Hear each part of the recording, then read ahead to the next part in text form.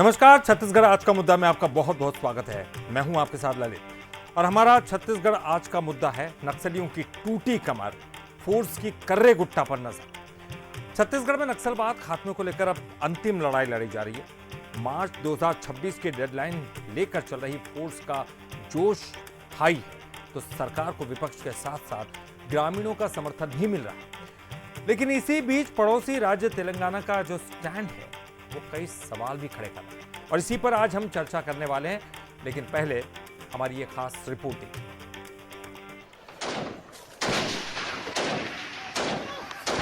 बस्तर में गूंज रही गोलियों की आवाज नक्सलियों में दहशत और सूबे में शांति लाने वाली है। अब तक नक्सलियों के आईडी ब्लास्ट और धमाकों के साथ बेबस ग्रामीणों की चीखों की आवाज सुनाई देती थी, लेकिन अमित शाह की डेडलाइन के बाद नक्सलवाद अपने आखिरी दिन गिन रहा है। बीते 11 दिनों से नक्सलियों की मान में घुसकर जवान नक्सलवाद के खात्मे को लेकर ऑपरेशन चला रहे हैं। फोर्स पीछे हटने को तैयार नहीं। धोबे घाट और नीलम सराई पहाड़ी पर कब्जा हो चुका है, तो अगला टारगेट करे गुट्टा की चोटी को कब्जे में लेना है। बस्तर में जवानों के साथ ग्रामीणों का जोश भी हाई है। वो शांति वार्ता की बजाय ऑपरेशन जारी रखने की मांग कर रहे हैं। तो जैसे ऑपरेशन शुरू हो गया था, तो तब से जैसे ऑपरेशन शुरू हुआ तो थोड़ा शांत लग रहा था। फिर अब ऑपरेशन को रोकने के लिए कई लोग प्रदर्शन कर रहे हैं। प्रयास तो कर रहे हैं, जो नक्सली लोगों को जो साथ देने वाला बेला बटिया लोग जैसा वाले, सोनी सोड़ी लोग जैसा वाले हैं, उन्होंने साथ दे रहे हैं, लेकिन वो कुछ होने वाला नहीं है। अभी उन लोग फंस गए, उन लोग जो बड़े लीडर लोग फंस गए, तो इन लोग मतलब वहाँ मतलब शांति वार्ता के लिए बोल रहे थे। अपनी ही मान में घिर चुके नक्सली खौफ में है। वहीं पड़ोसी राज्य तेलंगाना में शांति वार्ता के लिए रैली निकाली गई। यहाँ तक कि सोशल मीडिया पर यह दावा किया जा रहा है कि तेलंगाना फोर्स के हटने से माओवादी भाग गए। खबर ये भी है कि मोस्ट वांटेड नक्सली हिडमा फरार हो गया, पर छत्तीसगढ़ में फोर्स पूरे दमखम से डटी है, तो सरकार का रुख भी एकदम साफ है। नक्सली हथियार छोड़े और संविधान को मानकर सरेंडर करें। उनके साथ विपक्ष भी कंधे से कंधा मिलाकर समर्थन कर रहा है। देखिए, जब से हम लोग सरकार में आए हैं नक्सलवाद के साथ मजबूती से लड़ रहे हैं और हम लोगों का आह्वान भी है कि आप गोलीबारी और ये हिंसा का रास्ता को त्याग के विकास की मुख्य धारा से जुड़िए। आप लोगों के साथ न्याय होगा। और जो आत्मसमर्पण कर रहे हैं, अभी तक 1100 से ज़्यादा नक्सली आत्मसमर्पण किए हैं। बस्तर को आप नक्सल मुक्त कराइए, हम सब साथ हैं। बस्तर में शांति लाइए, हम सब साथ हैं। बस्तर की जो शांति आने वाली है या आएगी, उसको उसका लाभ बस्तर के लोगों को मिलना चाहिए। ऐसा नहीं है कि बस्तर से आप नक्सली मुक्त करा दो, बस्तर में शांति ला दो और बड़े बड़े उद्योगपतियों को वहाँ जितने भी खनिज हैं उसके ठेका दे दो।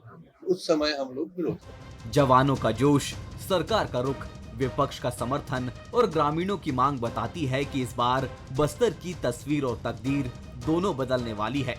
बस उम्मीद यही है कि जल्द करे गुट्टा की पहाड़ी फतह हो और देश का तिरंगा फहराकर लाल आतंक का अंत हो। तो 11 दिन हो चुके हैं और लगातार ऑपरेशन चल रहा है और लगाई ये भी दिखाई दे रहा है कि ये शायद ये आखिरी ऑपरेशन हो। इसके बाद तो नक्सलियों का खात्मा तय है, पहाड़ी को घेरा जा चुका है। लेकिन कुछ ऐसी खबरें सामने आ रही है जो विचलित करती है, चिंता में डालती है कि इतनी मेहनत के साथ ये ऑपरेशन अपने अंजाम तक पहुंच रहा है। क्या कहीं कोई कमी है? क्या राज्यों का सपोर्ट नहीं मिल पा रहा है? तमाम चीज़ें, लेकिन उसके पहले इस पर हम चर्चा भी करेंगे। लेकिन बंसल उसके कुछ सुलगते सवाल हैं। सवाल नंबर 1, क्या अर्बन नक्सल तेलंगाना के जरिए ऑपरेशन को प्रभावित करना चाहते हैं? या अर्बन नक्सल जो इनके सहयोग में खड़े होते हैं, क्या ऑपरेशन के जरिए वो ऑपरेशन को प्रभावित करने की कोशिश कर रहे हैं? और क्या राज्यों के बीच समन्वय में कमी नक्सलियों को भागने का मौका दे सकती है? ये सवाल नंबर 2 है। और सवाल नंबर 3, क्या कर्रे गुट्टा की पहाड़ी पर कब्जे के बाद नक्सलवाद का खात्मा हो जाएगा? ये सबसे अहम सवाल है, क्योंकि हम पिछले 11 दिन से इसी पर चर्चा करें और लगातार हम ये कह रहे हैं जवानों का जोश आई है, सरकार जो है दृढ़ संकल्पित है यहाँ पर इस हमले को लेकर, इस ऑपरेशन को लेकर। विपक्ष भरपूर साथ दे रहा है, लेकिन फिर भी 11 दिन संशय की स्थिति भी पैदा होती। और चलिए इस पर चर्चा करेंगे। हमारे साथ जो मेहमान मौजूद हैं उनका हम रुख करते हैं। रजनीश सिंह जी हमारे साथ, पूर्व विधायक, बीजेपी के, बहुत बहुत स्वागत करते हैं रजनीश जी। अमित श्रीवास्तव जी हमारे साथ, वरिष्ठ प्रवक्ता कांग्रेस के, अमित जी बहुत बहुत स्वागत। और हमारे साथ वरिष्ठ प्रवक्ता के शर्मा, वरिष्ठ पत्रकार जी जुड़ गए हैं। शर्मा जी आपका भी बहुत बहुत स्वागत करते हैं और शुरुआत में आपसे ही करना चाहूँगा। हम लगातार ये बात कर रहे हैं, लेकिन हमने एक ग्रामीण का बयान भी सुना। वो कह रहे हैं कि कुछ लोग हैं जो साथ देते हैं और उसकी वजह से ऑपरेशन में कहीं ना कहीं रफ्तार धीमी तो नहीं पड़ जाएगी, कहीं वो भाग तो नहीं जाएगा। ऐसे तमाम सवाल है जो लगातार सोशल मीडिया के जरिए परेशान कर रहे हैं। क्या हिडमा भाग तो नहीं गया? क्या जो नक्सली वहाँ से भाग तो नहीं गए?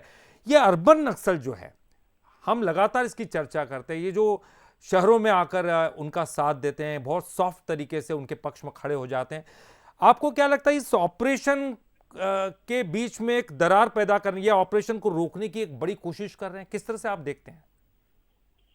निश्चित रूप से नक्सल एक विचारधारा के रूप में भी देखिए और एक हिंसक के रूप में जो बंदूक उठा के चल रहे हैं उनकी भी बात, ये दो हिस्से की बात हो रही है।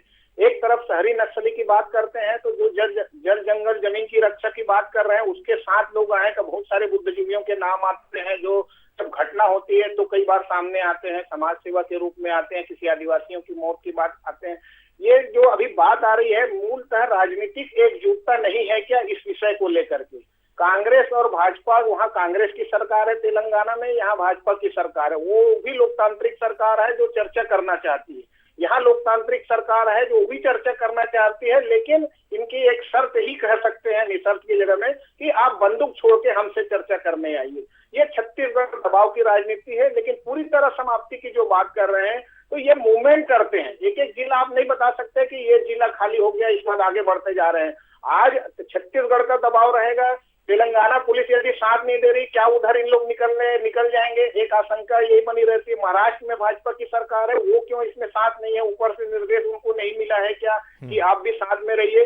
इस प्रकार की तमाम जो बातें आ रही, कुल मिलाकर चर्चा करना है। तेलंगाना सरकार भी बात कर सकती है इन नक्सलियों से, उनकी क्या मांगे हैं, क्या चाहते हैं, बंदूक छोड़ के वो क्या चाहते हैं। विचारधारा की लड़ाई तो ऐसे भी हो सकती है कि आप जल जंगल जमीन की बात कर रहे हैं, रक्षा की बात, उसकी बात रखिए।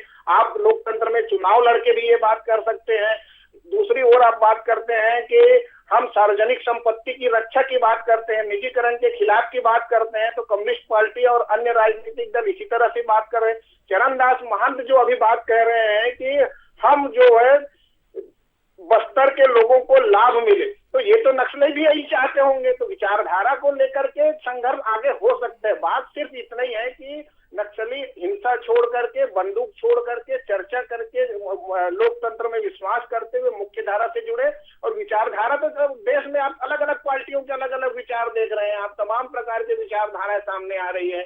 पाकिस्तान पर हमले को लेकर विचारधारा लग जाती है, नक्सली को लेकर अलग अलग बातें आ जाती है। लेकिन मुझे लगता है कि कांग्रेस भाजपा दोनों एक बड़ी पार्टी है, राष्ट्रीय पार्टी है, और तेलंगाना और छत्तीसगढ़ में इनकी सरकार है। क्या दोनों सरकारें आपस में बात नहीं कर रही है कि इस विषय को लेकर आगे किस ढंग से आप मूवमेंट को आगे ले जाए? या केंद्र सरकार का हस्तक्षेप नहीं है क्या? महाराष्ट्र में, छत्तीसगढ़ में, तेलंगाना में ये तीनों मिलकर जो ज्वाइंट ऑपरेशन की बात अमित शाह यहाँ आके मीटिंग लेके कहते हैं, ये तमाम प्रकार की बातें हैं। लेकिन फिलहाल जो सेना वहां पे पहुंची है उनको कुछ समय मुझे लगता है कि देना चाहिए। आपने सही कहा कि उनको समय देना चाहिए, क्योंकि वो पूरी मेहनत के साथ है, क्योंकि सबसे ज़्यादा हमले वो सहन करते हैं और सबसे ज़्यादा हमले सेना के जवानों के खिलाफ होते, फोर्सेस डट के मुकाबला करती है। और ऐसे में जब उनको सफलता सामने दिखाई दे रही है तो कहीं उनका मनोबल टूटने ना पाए, ये बहुत ध्यान देना ज़रूरी है। रजनी जी, मैं आपके पास आऊँगा। 11वां दिन है, आप किस तरह से इस ऑपरेशन को देख रहे हैं? क्या अभी और कई दिनों तक ये ऑपरेशन चलेगा और इस वक्त की क्या स्थिति है, थोड़ा सा क्लियर कीजिएगा। ललित जी, देखिए, यदि अभी पिछले, मैं पुरानी बातों को छोड़ दूं तो पिछले 15-16 महीने से जब माननीय विष्णुदेव साय जी की सरकार बनी है, नक्सल ऑपरेशन छत्तीसगढ़ में, खास करके नक्सल ऑपरेशन के लिए बहुत संवेदनशीलता के साथ नक्सल ऑपरेशन के खिलाफ में लड़ाई चल रही है। और बार बार, चाहे देश के यशस्वी गृह मंत्री माननीय अमित शाह जी हो, प्रदेश के माननीय मुख्यमंत्री विष्णुदेव साय जी हो, प्रदेश के गृह मंत्री माननीय विजय शर्मा जी हो, उन्होंने बार बार आग्रह निवेदन किया कि नक्सली वार्ता के लिए टेबल पर आए। हमने कोई शर्त नहीं रखा है कि हथियार छोड़े, हथियार रख के तो बात हो ही नहीं सकता है, कोई शर्त थोड़ी है। देश के संविधान में यदि नहीं बात करेंगे हथियार छोड़ के नहीं बात करेंगे तो हमारी शर्त नहीं है, तो उनकी शर्त है। हम तो बार बार कह रहे हैं, लेकिन अभी तक जब प्रेशर पड़ा है तब अभी कुछ चीज आई है। लेकिन ललित जी, मैं एक बहुत ही चिंताजनक जो बात है, जिसको हमको निश्चित रूप से बहुत ही अग्रेसिव ढंग से बोला जाना चाहिए। कांग्रेस अपने आप को कल्पेट मानती है छत्तीसगढ़ में कि हमने एक पूरा पीढ़ी को खो दिया है। हम भी स्वीकार करते हैं वो कांग्रेस के नहीं, छत्तीसगढ़ के नेता थे, और ये छत्तीसगढ़ नहीं देश के लिए बड़ी क्षति थी। लेकिन जब 9वां 10वां दिन ऑपरेशन चल रहा है तो तेलंगाना के मुख्यमंत्री जो कांग्रेस के हैं, उनको अचानक शांति वार्ता के लिए आगे आना क्या संकेत करती है? नंबर 1, 100 एनजीओ आ जाती हैं। अभी कल मैं पढ़ रहा था, आप लोग के न्यूज चैनल में देख रहा था, झारखंड में हमारे एक रोड निर्माण करने वाले मुंशी को मार दिया गया। उनका कोई मानवाधिकार नहीं है। हमारी छोटी बहन कांकेर में जंगल की तरफ जाती है लकड़ी बिनने के कुछ काम करने, वो आईडी ब्लास्ट में वो उनका जान गंवा जाता है। ये कभी गए हैं, लेकिन जब घिर गए हैं तो ये इनको शांति वार्ता की बात आ रही है। वो संवैधानिक पद पे चुने गए मुख्यमंत्री हैं, उनके पास प्रस्ताव तो हो। सबसे बड़ी जो विडंबना है वो ये है कि शांति वार्ता हो, पत्र लिख रहे हैं। कई सांसद हैं तथाकथित, उनको मैं सांसद कहूंगा, जो जब ऐसी परिस्थिति आती है तो किस सरकार से मांग कर रहे हैं? तेलंगाना से मांग कर रहे हैं, महाराष्ट्र से मांग कर रहे हैं, झारखंड से कि छत्तीसगढ़ से कि देश के प्रधान सरकार से मांग कर रहे हैं। और मांग कर रहे हैं तो कौन बात करेगा? क्या जो बात करने आएगा वो पूरा प्रभावी है? उनका चैनल की 2 लोग बात कर दिए और फिर तमिलनाडु वाले बोले, तेलंगाना वाले कि हम नहीं जानते, वो बात किया हो जाने। तो जब चर्चा में आना चाहते हैं, मुख्यमंत्री हैं, उनके पास कोई ऐसी चीज है तो बात करें ना कि ये 5 लोग हैं, सेंट्रल कमेटी के लोग हैं, ईस्ट डिवीजन के लोग हैं, ये बात करना चाहते हैं। तो बात करने में तो माननीय अमित शाह जी निवेदन कर चुके हैं, कहा पाओ बात करो। नहीं, ये बात तो सही है सर रजनीश जी, लेकिन जो खबरें आ रही है, जो सोशल मीडिया के जरिए आ रही है, ये भी दावा किया जा रहा है कि वहां से तेलंगाना की फोर्सेस हट गई है और उसका फायदा उठा के हिडमा जैसे कुख्यात नक्सली भी भागने में सफल हो गए। इसके बारे में कोई स्थिति स्पष्ट कीजिएगा। जी ललित जी, यदि ये बात सही है, अभी सिर्फ सोशल मीडिया है, अब इसमें हम ज्यादा अभी टिप्पणी मैं इस संवेदनशील मुद्दे पर नहीं करना चाहूंगा, लेकिन यदि ये सही बात है तब निश्चित रूप से मुख्यमंत्री जो तेलंगाना के हैं, आने वाले समय में उनको जवाब दिया जाएगा कि जब देश पूरा कई तरह के विपरीत परिस्थितियों से जूझ रहा है, हमने माननीय गृह मंत्री जी ने कहा है कि 31 मार्च 2026 तक नक्सल मुक्त करेंगे देश को, और एक बड़े कदम की ओर आगे बढ़ चुके हैं, बड़ा ऑपरेशन चल रहा है। और यदि इन्होंने सेफ पैसेज दिया है, यानी कि कोई क्लियरिटी नहीं है सर, ये क्लियरिटी नहीं है। मैं इसलिए जानना चाहता था कि ये पक्ष तो जाने कि जो सोशल मीडिया में खबरें चल रही है वो कितनी सही है, कितनी गलत है, क्या दावे तो नहीं केवल। अमित जी देखिए, ये बड़ा सवाल तो उठता है। आप तो लगातार, हम 8-9 दिन जब हम डिबेट कर रहे हैं और लगातार कांग्रेस की तरफ से ये समर्थन सामने आ रहा है और हम देख भी रहे हैं, इसमें कोई डाउट नहीं है। लेकिन कांग्रेस की सरकार तेलंगाना में भी, आप भी कांग्रेस के हैं, तमाम लोग कांग्रेस के, कांग्रेस का केंद्रीय नेतृत्व कम से कम इस पर ध्यान क्यों नहीं देता?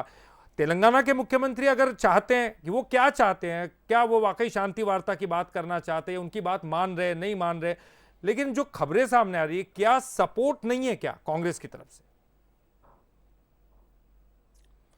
देखिए, मैं अभी बड़े भाई रजनीश भैया की बातों को बहुत गौर से सुन रहा था और उन्होंने 2-3 बार ये कहा कांग्रेस और कांग्रेस के मुख्यमंत्री।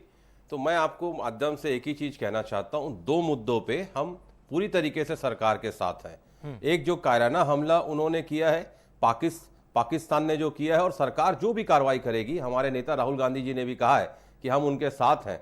और मैं आपको बड़ी जिम्मेदारी के साथ आपके लोकप्रिय चैनल पर ललित जी कहता हूं कि छत्तीसगढ़ में जो भी कार्रवाई बस्तर को शांति स्थापित करने के लिए छत्तीसगढ़ सरकार करेगी, हम उसके साथ हैं। लेकिन ये रिलेटिव सेट करना कि कांग्रेस के मुख्यमंत्री, देखिए कांग्रेस के मुख्यमंत्री है, मैं मानता हूं, लेकिन उनके पास एक डेलीगेशन जाता है।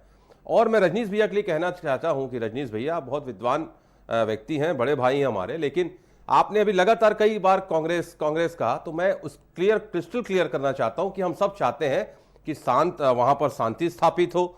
लगातार इस मुद्दे को राजनीतिकरण नहीं करना चाहिए। और किसी की पंक्तियां मुझे याद आ गई ललित जी कि जब भी आईना उठाया करो, पहले थोड़ा खुद देखे करो, फिर दूसरे को दिखाया करो। मैं एक चीज और कहना चाहता हूं, निश्चित तौर पे हमने 4 दशकों तक 67 के बाद अगर आप देखेंगे और खास करके हमारा छत्तीसगढ़ बनने के बाद जिस प्रकार से लाल आतंक का दंश हमने झेला है, हमने प्रथम पंक्ति के अपने नेताओं को खोया है, तो हमसे ज्यादा इस पीड़ा को कोई और नहीं समझ सकता। लेकिन मैं फिर आपके माध्यम से कहना चाहता हूं कि जब 4 दशक तक देखिए सरकार शांति स्थापित करने के लिए वहां पर क्या करेगी, सरकार पूरी तरीके से सरकार को निर्णय लेना है। हम सरकार के साथ खड़े हैं, बस्तर में शांति स्थापित हो। लेकिन मैं आपके माध्यम से कहना चाहता हूं कि अब वो सरकार ने पहले कहा था हम ईमेल आईडी दे रहे हैं, हम नंबर दे रहे हैं, हम बात करना चाहते हैं, ये सरकार को निर्णय करना है। हम सरकार के साथ हैं क्योंकि हम चाहते हैं हमारा बस्तर शांत हो। हमारा बस्तर इतना खूबसूरत है कि पूरे देश के लोग नहीं, पूरे विश्व के लोग वहां हैं। लेकिन मैं एक प्रश्न आपके लोकप्रिय चैनल पे उठाना चाहता हूं, और आज लगातार अगर 11 दिनों से वहां पर कार्रवाई चल रही है, आपने विपक्ष को कॉन्फिडेंस में लिया, आपने एक भी विज्ञप्ति जारी करवाई, आपने एक भी प्रेस कॉन्फ्रेंस किया कि वहां पर क्या चल रहा है, और उल्टा अगर जब हमारे नेता कहते थे कि साहब आप बताइए 8 दिन हो गया, 9 दिन हो गया, 10-10 हजार वहां पर जवान लगे हुए हैं, तो इनके नेता कहते हैं कि इनको पूछने का क्या अधिकार है। अरे पूछता है छत्तीसगढ़, क्योंकि हमारे 10,000 जवान वहां पर है, पूछता है 140 करोड़ हिंदुस्तानी। ठीक है, क्यों नहीं पूछने का हमको ये अधिकार सवाल है कि जायज वहां पर है। क्या चल रहा है? रजनीश जी क्या लेट मी कंप्लीट। हाँ जी, चलिए ठीक है। एक मिनट बिल्कुल कर ली। ललित जी मैं कंप्लीट कर लूं please, just give me 5 second. ठीक सर जी देखिए, मैं एक दूसरे पक्ष में भी आता हूं कि 4 दशकों तक वहां पर आतंक जब झेल रहे थे लोग, वहां बच्चों को अगवा किया जा रहा था, लोगों को मारा जा रहा था, तब ये शांति दूत कहां थे? तब ये शांति दूत क्यों नहीं आगे आके उनको बोले नक्सलियों को कि आप ये मत करो? जब हमें अपने नेताओं को खोया था तब उन्होंने आके क्यों नहीं कहा कि हम शांति दूत हैं? आप नक्सली लोग से क्यों नहीं कहा कि आप ये मत करिए, बस्तर को शांत मत करिए? मेरा ये विरोध है। तो सर ये शांति दूत तो वो तेलंगाना के मुख्यमंत्री के पास जा रहे हैं सर। जो दिक्कत तो यह है कि वहां पर वो अपील कर रहे हैं। मैं जरूरी थोड़ी है कि हम उनको माने, हम उनकी बात को माने। मैं तो वही प्रश्न उठा रहा हूं ना कि जब हमने अपने नेताओं को खोया तब ये शांति दूत कहां थे? तब इन्होंने जाके नक्सलियों को क्यों नहीं कहा कि आपने क्यों इतनी कायराना हरकत की कांग्रेस नेताओं के साथ, छत्तीसगढ़ के लालों के साथ? ये कहां थे उस समय शांति दूत? मैं कहता हूं जो भी इनके समूल नाश के लिए करना पड़े सरकार को करना चाहिए, हम उसके साथ हैं। ठीक है शर्मा जी, मैं आपके पास इसलिए आना चाहता हूं क्योंकि ये तमाम चीजें जब आती तो राज्यों के समन्वयन की बात होती है। आपको क्या लगता है, क्योंकि 11 दिन बहुत सारे कारणों से जो है ये डिले होता है, जवानों को भी टाइम चाहिए, दुर्गम रास्ता है, पहाड़ी ऐसा इलाका है जहां पर जवानों के लिए मुश्किल भरा दिन होता है, मौसम भी बहुत चिलचिलाती धूप पड़ रही है, तो ऐसे मौसम में क्या ये समय है या फिर हम बहुत सफलता की तरफ जा रहे हैं और हमको लग रहा है कि यहाँ से अब जो है कामयाबी दिखाई दे रही है, इसलिए धीरे धीरे कदम बढ़ाना है? या फिर ये कारण है, क्योंकि बहुत बड़ा कारण ये भी है कि कहीं उनको कोई सेफ कॉरिडोर देने की कोशिश तो नहीं कर रहा है, राज्यों के बीच में समन्वय तो नहीं है, या इसकी कोई दिक्कत तो सामने नहीं आ रही है?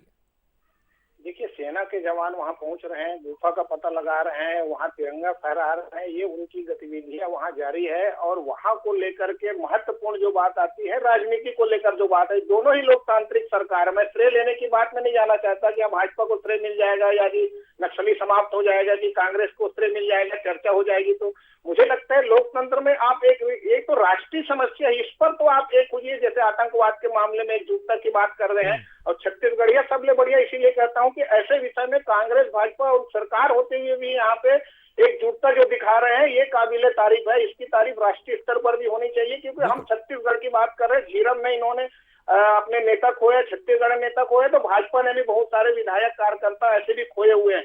ऐसी स्थिति में वहां जो विकास की बात हो रही है, जनता आके राजधानी में आके जब कह रही है कि हमको इनका नक्सली उन्मूलन की आवश्यकता है, विकास चाहिए, तो जैसे जैसे सरकार, लोकतांत्रिक सरकार वहां पे आगे बढ़ रही है, तो मैं तो वही चीज कह रहा हूँ कि लोकतंत्र में आप चुनाव के माध्यम से भी आगे आ सकते हैं। नक्सली क्षेत्रों में आप जिद दर्ज करिए, आपको लगता है कि आदिवासियों का समर्थन आपके साथ है, तो लेकिन गोली से आप कैसे इसको आगे बढ़ा सकते हैं अपनी बातों को लेकर के? और जो वहां की तेलंगाना सरकार है और छत्तीसगढ़ सरकार, क्या आपस में चर्चा नहीं कर सकते क्या? ये एक बड़ा सवाल है इसको लेकर। जी बिल्कुल। क्या आज के समय में फोन के माध्यम से तमाम प्रकार की सुविधाएं हैं, विजय शर्मा जी हो चाहे विष्णुदेव साय हो, क्या रेवंत रेड्डी से बात नहीं कर सकते? के चंद्रशेखर राव से चर्चा नहीं कर सकते? बहुत सही सवाल आपने उठाया है। एक जी रजनीश जी, एक बड़ा अहम सवाल है कि जब हम राज्यों के समन्वयन की बात करते हैं तो क्या वाकई में आप उनके बीच में आपकी बातचीत नहीं हो रही है? केंद्र सरकार बैठे, राज्य की सरकार बैठे, दोनों राज्यों की सरकारें बैठे। और अमित जी तो एक बड़ी बात वो भी कह रहे थे कि आप विपक्ष को साथ में लेकर कोई मीटिंग नहीं कर रहे या उसके वो जो रणनीतियां चल रही है उसके बारे में कोई जानकारी नहीं दे रहे, ये उनका आरोप भी है। देखिए ललित जी, जो अभी एक विषय आया कि इतने दिन लग रहा है, कोई जानकारी नहीं आ रहा है। ठीक, जहां ऑपरेशन चल रहा है ठीक, बहुत संवेदनशील इलाका है और लगभग 250 स्क्वायर किलोमीटर का वो क्षेत्र है, दुर्गम स्थान है, पहाड़ी है, घना जंगल है। और उससे भी बड़ी बात, कई हजार वहां पर आईईडी का जो ये प्लांट करके रखा गया, जिसमें से अभी 150-200 आईईडी को उसको नेस्तनाबूद किया गया है। तो ये चीज है। मैं कल डीजी नक्सल ऑपरेशन छत्तीसगढ़ का भी एक बयान आया है कि उन्होंने कहा है कि आने वाले कुछ दिनों में हम इसमें पूरा डिटेल से करेंगे।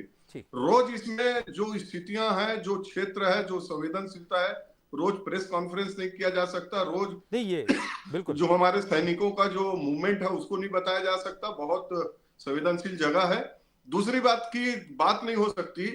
7-8 दिन तक तो अच्छे से चल रहा था सब। ये विषय कौन लाया? विषय वहां के मुख्यमंत्री लाए। अभी अमित भाई समर्थन दे रहे थे कि ये कहाँ थे। मेरी बात को उन्होंने दोहराया कि जो ये तथाकथित मानवाधिकार वाले लोग हैं, जब सामान्य नागरिक माना जाता है, जिनको मुखबिरी के शक में गर्दन काट दिया जाता है, कहाँ रहते हैं? तो मेरे भाई अमित भाई, माननीय चरणदास महंत जी हैं, पूर्व मुख्यमंत्री भूपेश बघेल जी हैं, जाके अपने राहुल गांधी जी से बात करके मुख्यमंत्री जी को समझाएं। ठीक है अमित जी, बस एक आखिरी कमेंट। जी जी ठीक है सर, ये आप केंद्रीय नेतृत्व से बात कीजिए, राहुल गांधी जी से बात कीजिए कि वो समझाएं उनको, ये उनका कहना है। लेकिन वो एक बात और कह रहे हैं कि ये बड़ा गोपनीय रणनीति होती है, नक्सलियों तक ये बात ना पहुंचे, इसलिए शायद सबके साथ साझा नहीं की जा सकती। बिल्कुल बिल्कुल, मैं तो बता रहा हूँ। ठीक है सर, अमित संवेदनशील मामला है, इसलिए इसको सबके साथ रोज साझा नहीं किया जा सकता। और डीजी ने कहा है नक्सल ऑपरेशन। ठीक है सर, समय कम है। अमित जी का एक आखिरी कमेंट ले लेते हैं। जी अमित जी। ललित जी, 26 साल से मैं वकालत की प्रैक्टिस कर रहा हूं। मुझे पता है कि संवेदनशीलता क्या होती है, क्या छुपाना है, क्या नहीं छुपाना है। हम थोड़ी कह रहे हैं कि आप रोज डिस्क्लोज करिए, हर दिन आप इस पे प्रेस कॉन्फ्रेंस करिए, हम भी समझते हैं साहब। लेकिन 11-11 दिनों तक आवाज आ रही है ललित जी? जी जी बिल्कुल आ रही है सर, आप कंप्लीट कीजिए, आप कंप्लीट कीजिए। आवाज आ रही है? जी जी देखिए 11-11 दिनों तक अगर आप नहीं बताएंगे, आप विपक्ष को आप ये कहेंगे आप पूछने वाले कौन होते हैं। रही बात, आप उस चीज पे क्यों जा रहे हैं कि आप ये कह रहे हैं कि रेवंत रेड्डी साहब ने कहा। अरे एक फोरम का कोई व्यक्ति होगा 2-4-10 वहां मानवाधिकार वाले, वो जाके उन्होंने आवेदन दिया होगा। आ रही है ललित जी आवाज? बिल्कुल आपकी आवाज आ रही है। आपका मतलब भी समझ में आ रहा है कि केवल 2-4 लोग वहां पर गए, इसका मतलब ये नहीं है कि वहां के मुख्यमंत्री कुछ गलत संदेश दे रहे हैं। ठीक है, ये बात आपकी समझ में आती है। और जिस तरह बात आप कर रहे हैं सर छत्तीसगढ़ के लेवल पर, इससे भी समझ में आता है कि यहाँ का विपक्ष तो साथ दे रहा है, ये साफ तौर पर दिखाई दे रहा है। तो निश्चित तौर पर तेलंगाना की तरफ से भी साथ वो समर्थन दे ही रहे हैं। तेलंगाना भी साथ दे रहा है। जी बिल्कुल बिल्कुल, महाराष्ट्र भी साथ दे रहा है। समय कम था जी, समय कम था, लेकिन सब साथ दे रहे हैं। और 11 दिन से हम भी उम्मीद कर रहे हैं, और जवानों का जोश कम नहीं होना चाहिए, वो भी बड़ी मेहनत कर रहे हैं। जिस तरह से उन्होंने एक तिरंगा फहराया है, वो दिन और वो तस्वीर बहुत खूबसूरत थी। और हम चाहते कि वो जो बाकी की पहाड़ी है उस पर भी वो तिरंगा फहराया जाए। जी बिल्कुल, 11 दिन हुए कोई बात नहीं, और 2 दिन लग जाए, लेकिन कामयाबी और सफलता मिलनी बहुत जरूरी है। बहुत बहुत शुक्रिया रजनीश जी आपका भी, अमित जी बहुत बहुत शुक्रिया, शर्मा जी आपका भी बहुत बहुत शुक्रिया। सर सॉरी सर, समय इतना ही था। और ये हमारी खास पेशकश नक्सलियों की टूटी कमर, फोर्स की कर्रे गुटा पर नजर। इसमें फिलहाल के लिए इतना ही। उनका हिम्मत जाएगा क्योंकि बंसल उस पर खबरों का सिलसिला लगातार।